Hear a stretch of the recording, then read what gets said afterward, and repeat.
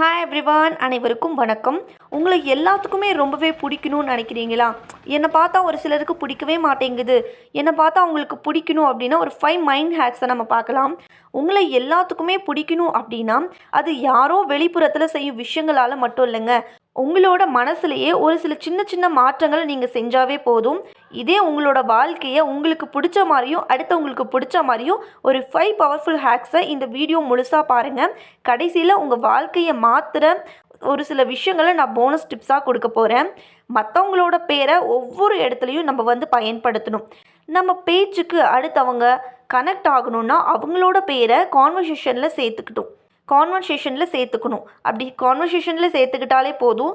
உதாரணத்துக்கு நீங்கள் உங்கள் ஃப்ரெண்டோட பேசும்போது, ஹே அஜய் எப்படி இருக்க, அஜய் சாப்பிட்டீங்களா, அந்த மாதிரி நம்ம அவங்களோட பேரை சேர்த்துக்கும் போது அந்த ஒரு கனெக்ஷன் நல்லாயிருக்கும். நம்மளோட பேர் நம்ம நெஞ்சுக்கு ரொம்பவே ப்ரீஷியஸாக இருக்கும். யாராவது நம்ம பேரை கூறும்போது நம்ம சப்கான்ஷியஸ் மைண்டில் ஒரு நல்ல உணர்வு உருவாகும்.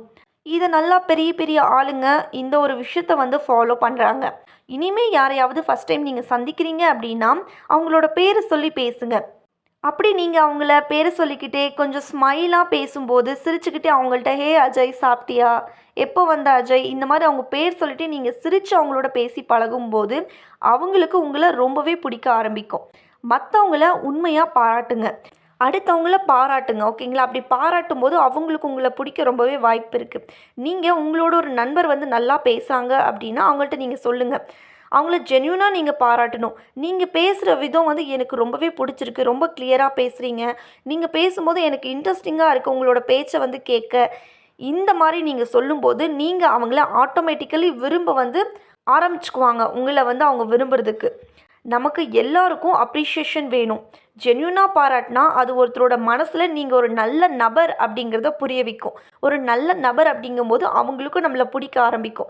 பரவாயில்லப்பா, ஒரு விஷயத்த ஒரு மனுஷனுக்கு இன்னொரு மனுஷன் ஒரு செயல் பிடிச்சிருக்கு அப்படின்னா ஓப்பனாக பேச மாட்டாங்க. பரவாயில்ல, நம்மக்கிட்ட ஒரு விஷயம் பிடிச்சிருக்கு அப்படின்னா அதை ஸ்ட்ராங்காக சொல்கிறாங்க. இந்த மாதிரி பர்சனோட நம்ம ஃப்ரெண்டாக பழகலாம். நமக்கு கொஞ்சம் கொஞ்சமாக பிடிக்க ஆரம்பிக்கும் அவங்களுக்கு. ஸோ நீங்கள் என்ன பண்ணுங்கள், ஒருத்தங்கிட்ட உங்களுக்கு ஒரு விஷயம் பிடிச்சிருக்குன்னு அதை டைரெக்ட்லி சொல்லுங்கள். எப்பயுமே ஸ்மைலியாக பேசுங்க, கான்ஃபிடெண்ட்டாக இருங்க, கிளியராக பேசுங்க. டெய்லியுமே குறைஞ்சபட்சம் ஒரு 3 பேரையாச்சும் நீங்கள் பாராட்ட பழகிக்கோங்க. அப்படின்னா உங்களுக்கு தெரிஞ்சவங்க ஃப்ரெண்ட்ஸ் அவங்கள்ட்ட நீங்கள் பேசும்போது அவங்கள பற்றி ஏதாவது உங்களுக்கு பேசணும், ஏதாவது சொல்லணும்னு தோணிட்டே இருந்துச்சு அப்படின்னா அந்த மனசுக்குள்ளேயே வச்சு பூட்டி வைக்காதீங்க. அவங்கள்ட்ட பேசுகிறது பிடிச்சிருக்கு, அவங்க ஏதாவது எந்த விஷயத்த பண்ணுறது பிடிச்சிருக்கு அப்படிங்கிறத கிளியராக அவங்கள்ட்ட சொல்லுங்கள். ஆனால் கவனமாக இருக்கணும். ஆனால் சும்மா இந்த மாதிரி நல்ல பேர் வாங்கணும், எல்லோரும் நம்மளை பிடிக்கணும் அப்படின்னு சொல்லணுங்கிறதுக்காகவே அவங்கக்கிட்ட இல்லாத ஒரு விஷயத்த சொல்லி நீங்கள் ஃபேக் காம்ப்ளிமெண்ட்ஸ் கொடுக்கக்கூடாது. ஃபேக் காம்ப்ளிமெண்ட்ஸ் கொடுக்குறது ரொம்ப ரொம்ப தப்பு. அதனால் அவங்கள்ட்ட பிடிச்சிருக்கு, அவங்க தப்பு பண்ணால் இருக்கிறத டைரெக்டாக சொல்லுங்கள், நல்ல விஷயங்கள் பண்ணால் அதை டைரெக்டாக சொல்லுங்கள். ஸோ நீங்கள் டைரெக்டாக அவங்கள்ட்ட பேசும்போதே அவங்களுக்கு உங்களை பிடிக்க ஆரம்பிக்கும். அடுத்து இன்னொன்று, நீங்களே பேசிகிட்டு இருக்காமல் ஒரு 5 மினிட்ஸ் அவங்க என்ன பேசுகிறாங்க அப்படிங்கிறத கவனமாக கேட்டுக்கோங்க. அதுவும் ரொம்ப முக்கியம். நீங்கள் ஒரு ஆளோட பேசும்போது அவங்களோட வார்த்தைகளுக்கு ஃபஸ்ட்டு நீங்கள் மதிப்பு கொடுக்கணும். நீங்கள் மட்டுமே வடவடன்னு பேசிகிட்டு இருக்காமல் நீங்கள் பேசிட்டு கொஞ்சம் கேப் கொடுங்க. நீ ஏதாச்சும் பேசு, கேட்போம் அப்படின்னு சொல்லி அவங்களுக்கும் நமக்கு டைம் கொடுக்கும்போது தான் பரவாயில்ல, நமக்கும் டைம் கொடுக்குறாங்கன்னு நினைப்பாங்க. அவங்க பேசுகிறப்போ நீங்கள் காது கொடுத்து கேட்குறப்போ நம்ம பேசுகிறதையும் ஒரு ஆள் மதித்து காது கொடுத்து கேட்குறாங்க அப்படிங்கிற வகையில் உங்களை அவங்களுக்கு பிடிக்க ஆரம்பிக்கும். அவங்களோட கண்களை பார்த்து நோட் பண்ணி அவங்க சொல்கிற ஒவ்வொரு விஷயத்துக்கும் நம்ம என்ன சொல்லணும், ஆன்சர் பண்ணணும். ஆமாண்ணா ஆமாம், இது இப்படி அது அப்படி அப்படின்னு அவங்க பேசும்போது அவங்களுக்கு ஒரு சப்போர்ட்டிவாக நம்ம பேசணும். அப்புறம் என்ன, இப்படியா அப்படியா அப்படின்னு சொல்லிட்டு அவங்களோட பேச்சுக்கு நம்ம பேச்சு துணையாக பேசணும். இதுவும் அவங்களுக்கு நம்மளை ரொம்பவே பிடிக்க ஒரு சின்ன ஹேக்ஸாக நம்ம வச்சுக்கலாம். நீங்கள் இன்றைக்கி சந்திக்கிறீங்களா, இன்டர்பியூட் பண்ணாமல் அட்டென்டிவாக கேட்டுட்டு பாருங்கள். அவங்களுக்கு நீங்கள் பெஸ்ட் பர்சனாக தோணணும். இப்போ ஒரு விஷயம் நம்மள்ட்ட ஷேர் பண்ணுறாங்க அப்படிங்கும்போது என்ன பண்ணணும், ஃபஸ்ட்டு நம்ம பேசுகிறோம், இல்லை அவங்களே பேசுகிறாங்க அப்படின்னா அவங்களுக்கு கொஞ்சம் டைம் கொடுக்கணும். என்ன பேசுகிறாங்க, அவங்க என்ன சொல்ல வராங்க, நம்மள்ட்ட ஏதாவது பேச வராங்களா, இல்லை அவங்களோட ஃப்யூச்சரை பற்றியோ அவங்களோட பாஸ்ட்டை பற்றியோ அவங்க சொல்ல வராங்களா அப்படின்னா அவங்களுக்கு நம்ம டைம் ஒதுக்கணும். அந்த மாதிரி பண்ணும்போது அவங்க எல்லா விஷயத்தையும் நம்மக்கிட்ட ஷேர் பண்ண ஆசைப்படுவாங்க. நம்மளை ஒரு ஃப்ரெண்டாக நினைப்பாங்க. அவங்களுக்கு நம்மளை ரொம்ப பிடிக்க வாய்ப்பும் இருக்குது. மற்றவங்களுக்கு முக்கியமான விஷயங்களை நினைவில் வைத்துக்கொள்ளணும். உங்களோட ஃப்ரெண்டு ஒரு பெரிய எக்ஸாம் எழுதுகிறாங்க அப்படின்னா நாளைக்கு எக்ஸாம் இருக்குல்ல, டென்ஷன் ஆகாத, நீ வந்து நல்லா படிப்ப, நீ நல்லா படிக்கிற பொண்ணு தான். இப்படி ஒரு சின்ன கேர் காட்டினா போதும். அவங்களுக்கு நீங்கள் ரொம்ப ஸ்பெஷலாக இருப்பீங்க. இப்போ உங்களோட ஃப்ரெண்ட்ஸே இருப்பாங்க. ஃப்ரெண்ட்ஸ் வந்து ஜாலிக்கு, ஃபன்னுக்கு பேசுவாங்க. அதெல்லாம் நான் சொல்ல கிடையாது. இருந்தாலுமே அவங்களுக்கு நம்ம ஒரு தைரியம் கொடுக்கணும். இப்போ அவங்க எல்லாருமே தான் எக்ஸாம்ஸ் டைம்ஸில் எப்படி இருப்பாங்க? எக்ஸாம் டைமோ இல்லை ஏதாவது ஒரு இன்டர்வியூவோ புதிய விஷயத்துக்காக அவங்க போகிறாங்க அப்படின்னா எந்த கிரிட்டிக்கல் சுச்சுவேஷனாக இருக்கட்டும் அவங்களுக்கு நம்ம தைரியம் சொல்லணும், ஆறுதலாக இருக்கணும். கண்டிப்பாக உன்னால் முடியும், நீ ட்ரை பண்ணு, உனக்கு எல்லாமே தெரியும், கண்டிப்பாக நீ பண்ணுவ அப்படின்னு நம்ம தைரியம் கொடுக்கணும். அவங்க எல்லாத்தையுமே கம்ப்ளீட்டாக படிச்சிருக்காங்களா, ப்ரிப்பேர்டாக இருக்காங்கிறது செகண்ட். ஸோ நம்ம ஃபஸ்ட்டு இந்த மாதிரி சொல்லும்போது அவங்களுக்குள்ள ஒரு கான்ஃபிடென்ட் வந்து உருவாகும். ஸோ அவங்க என்ன நினைப்பாங்க, பரவாயில்ல இந்த பர்சன் வந்து நமக்கு வந்து துணையாக இருக்காங்க, நமக்கு ரொம்பவே கைட் பண்ணுறாங்க அப்படின்னு அவங்க மனசில் நமக்குள்ள ஒரு நல்ல எண்ணத்தை வந்து க்ரியேட் பண்ணிக்கலாம். நம்மளோட வாழ்க்கையில் யாரையாவது நம்ம பயங்கள், ஆசைகள், முக்கியமான விஷயங்களை நினச்சி பேசுகிறாங்கன்னா அது நம்ம மேலே ஒரு டீப் இம்பேக்ட் ஏற்படுத்தும்.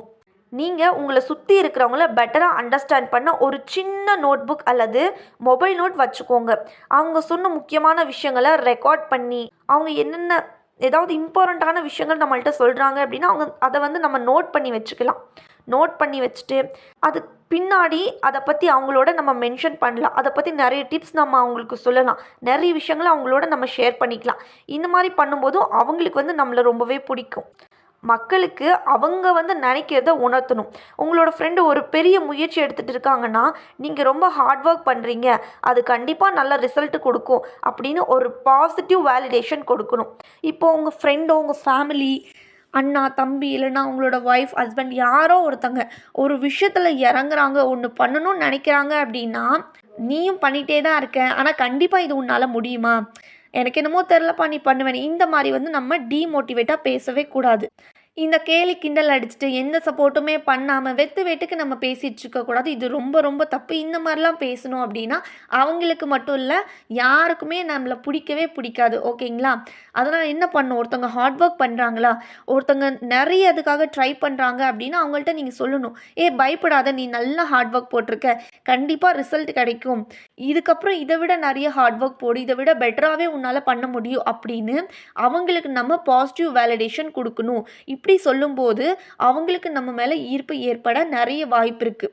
நம்ம எல்லாருக்கும் நம்மளோட செல்ஃப் இமேஜ், நம்மளை நாமே எப்படி பார்த்துக்கிறோம் அப்படின்னு ஒரு விஷயம் இருக்குது.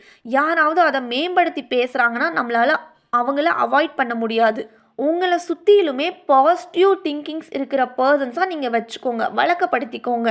உங்களை சுற்றி இருக்கிறவங்களுக்கும் நீங்கள் என்ன பண்ணணும், பாசிட்டிவாக தான் பேசணும், பாசிட்டிவான விஷயங்களை அவங்களுக்கு சொல்லி கொடுக்கணும். அவங்கள அவங்க நினைக்கிற மாதிரி நீங்கள் பார்க்குறீங்களா அப்படிங்கிறத காட்டுங்க. இப்போது நான் சொன்ன போனஸ் டிப் உங்கள் வாழ்க்கையை மாற்றிடும். மிரர் டெக்னிக் உங்களோட வாழ்க்கையை 10 மடங்கு மாயம் செய்யும். நீங்கள் தினமும் காலையில் கண்ணாடி முன்னாடி நின்றுட்டு நான் நல்லவன், எல்லாருக்கும் என்ன பிடிக்கும், நான் மக்கள் மத்தியில் இன்ஃப்ளூயன்ஸ் பண்ணுவேன் அப்படின்னு சொல்லுங்கள். இது உங்களோட உள்ளார்ந்த நம்பிக்கையை அதிகரித்து அது உங்களை மக்களுக்கு ஈர்க்கிற மாதிரியே செய்யும். எதுக்காக இப்படி சொல்கிறேன் அப்படின்னா, ஃபஸ்ட்டு நம்மளை வந்து நம்ம நம்பணும். இப்போ பாருங்கள், எல்லாத்துக்குமே நம்மளை பிடிக்குது, ஆனால் நமக்கே நம்மளை பிடிக்கல அப்படிங்கும்போது ஏதாவது ஒரு குறை இருக்கும். ஓகேவா? ஃபஸ்ட்டு நமக்கு நம்மளை பிடிக்கணும். ஃபஸ்ட்டு நம்மளை நம்ம வந்து என்ன பண்ணிக்கணும், க்ரோ பண்ணிக்கணும். ஒவ்வொரு விஷயத்துலையும் எனக்கு பண்ண தெரியாது, எனக்கு இது வராது, எனக்கு அது வராது, எனக்கு ட்ராயிங் பண்ண வராது, எனக்கு வந்து இந்த மாதிரி ஸ்டைலாலாம் போட தெரியாது, எனக்கு பேச வராது, எனக்கு பாட வராது, படிக்க வராது, இந்த மாதிரி நம்ம மேலே நம்மளே பெரிய குறைகளை வந்து திணிச்சிக்கவே கூடாது. ஒரு சிலர் சொல்லுவாங்க, எனக்கு எதுவுமே வராதுப்பா, நான் அழகாகவும் இல்லைப்பா, நான் இப்படி தான் இருக்கேன், என்னெல்லாம் யாருக்கு பிடிக்கும், இந்த மாதிரிலாம் யாருமே யோசிக்காதீங்க. ஓகேங்களா? ஃபஸ்ட்டு உங்களை வந்து நீங்கள் விரும்ப ஆரம்பிங்க. Love your self. உங்களை நீங்கள் விரும்புனீங்க அப்படின்னா தான் அடுத்தவங்க உங்களை விரும்புவாங்க. அதனால் ஃபஸ்ட்டு உங்களை நீங்கள் வந்து விரும்புங்க. கண்ணாடி முன்னாடி நான் சொன்ன விஷயங்கள்லாம் நீங்கள் வந்து கொஞ்சம் ட்ரை பண்ணி பாருங்கள். இந்த 5 மைண்ட் ஹேக்ஸும் உங்களுக்கு பயனுள்ளதாக இருந்துச்சா? நீங்கள் இது வரைக்கும் ஏதாச்சும் யோசிச்சுட்ருக்கீங்களா?